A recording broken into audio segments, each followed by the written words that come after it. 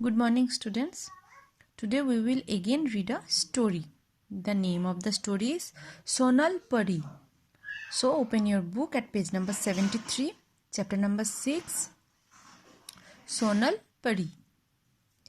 एक परी थी, उसका नाम सोनल था। वो बहुत सुंदर थी।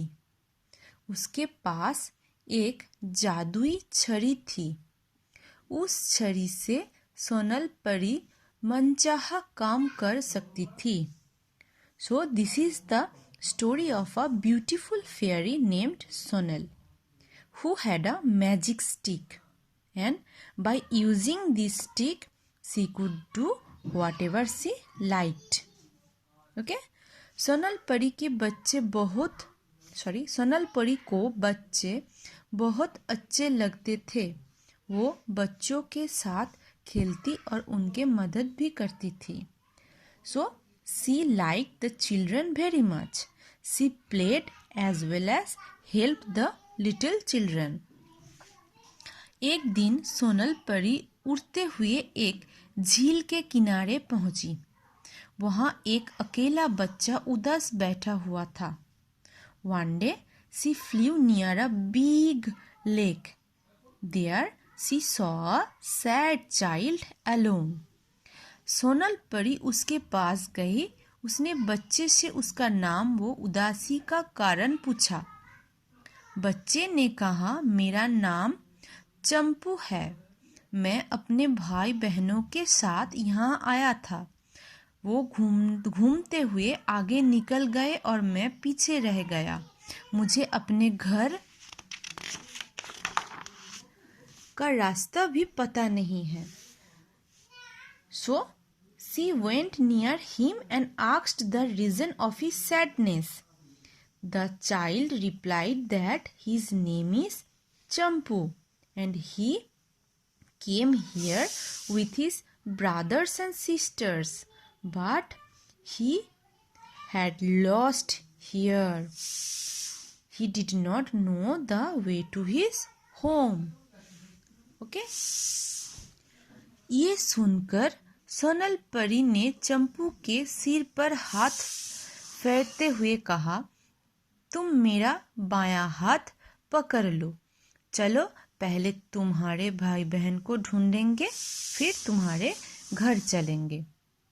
So on hearing this, the fairy asked him to hold her hand so that she could find his brothers and sisters and go home. चंपू ने तुरंत सोनल परी का हाथ पकड़ लिया। सोनल परी चंपू को लेकर उड़ चली। कुछ दूर उड़ने पर जंगल में एक बड़े पत्थर के ऊपर चंपू के भाई बहन बैठे हुए दिखाई दिए। वो दोनों वहीं उतर गए। So Champu hold the hand of the fairy fast. The fairy began to fly. After some time, they saw his brothers and sisters sitting on a big stone in a forest. So they found them. Okay? चंपू अपने भाई बहनों से मिलकर बहुत खुश था। वो सभी भूखे और प्यासे थे। सोनल परी ने अपनी जादुई छड़ी घुमाई। ऐसा करते ही वहां पर बच्चों ने झक कर खाया। वहां पर अनेक स्वादिष्ट पकवान जैसे मिठाइयाँ, चॉकलेट, फल व जूस आदि आ गया। सभी बच्चों ने झक कर खाया। फिर वो सभी सोनल परी के साथ छुपम छुपाई खेलने लगे। So they all were hungry and thirsty. Using the magic sticks, the fairy brought many delicious items like sweets, chocolates, juice, fruits, etc. After eating, they began to play hide and seek with the fairy. शाम होने लगी थी, अतः सोनल परी ने अपनी छड़ी एक बार फिर हवा में घुमाई। वहां पर एक उड़न खटोला आ गया। सभी उसमें बैठ गए। परी का आदेश पाते ही उड़न खटोला चंपू के घर की ओर चल दिए। कुछ ही देर में वो घर पहुंच गया। परी ने बच्चों को घर के आंगन में उतर दिया। घर पहुंचने पर सभी बच्चे बहुत खुश थे। उन्होंने सनल परी को धन्यवाद दिया। परी ने सभी बच्चों को उपहार में एक एक चॉकलेट दी और वहां से उड़ चली। So after some time, when it was getting dark, the fairy again, using her stick, brought a chariot.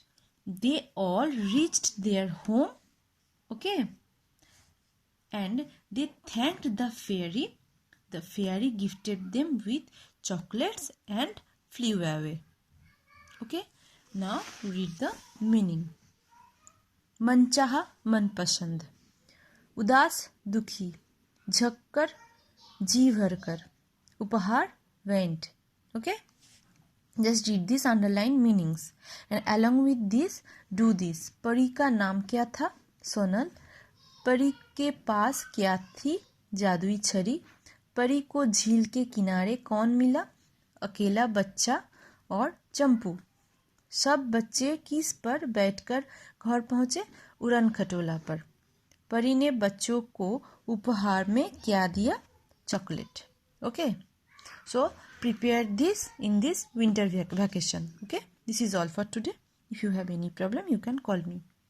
Thank you, students.